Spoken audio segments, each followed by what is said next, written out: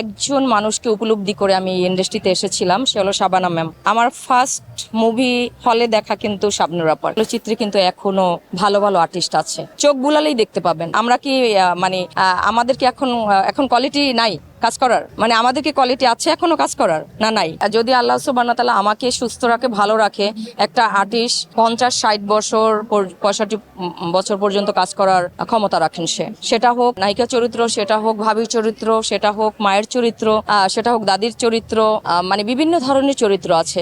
পাই two পাই আসতে হবে। আমি যদি ভুল না বলি, শাবানা ম্যাম সে তো এক্সপার্ট ইঞ্জিনিয়ারদের দক্ষ হাতে দেশের মানুষকে প্রতিদিন সুরক্ষিত রাখার প্রত্যয় নিয়ে এলো সেফ সার্কিট ব্রেকার। কিং বদন্তি একজন, এখন অনেক কিংবদন্তি চলে এসেছে আমাদের মাঝখানে। যেহেতু এখন ইলেকশন, আমি হয়তো বেশি কথা বাড়াবো না, অনেক কথা বলে ফেলেছি।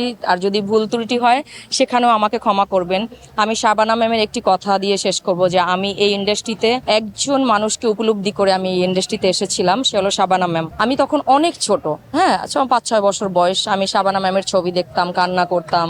তারপর শাবানা ম্যামের পরে যদি কেউ আসে, সেখানে শাবানা ম্যামের সাথে আমাদের শ্রদ্ধেয় রাজ্জাক সাহেব, আলমগীর সাহেব, তারপর হলো ববিতা ম্যাডাম, কবরী ম্যাডাম, যাদেরকে আমরা স্ক্রিনে এত সুন্দরভাবে পেতাম আর আমাদের মনের মধ্যে মানে বাঁশির মতো কু কু করে ডাকতো। আর যদিও ছোট ছিলাম, বাট ভালো লাগতো, ভিতরে ভালো লাগতো যে এরা অ্যাকচুয়ালি কোথায়। আমি টিভির পিছনে গিয়ে আমি খুঁজতাম যে এরা মনে হয় ওখান পিছনে বসে কথা বলছে, সেটা আমরা দেখছি, ছোট তো।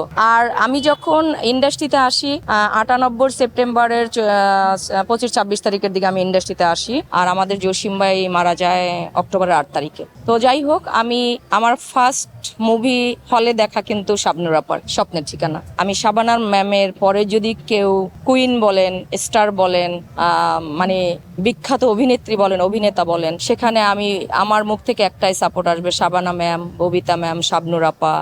তারপরে যদি কেউ আসে মৌসুমী আপা, তারপর হলো যায় আপনার রাজ্জাক আঙ্কেল, আলমগীর আঙ্কেল।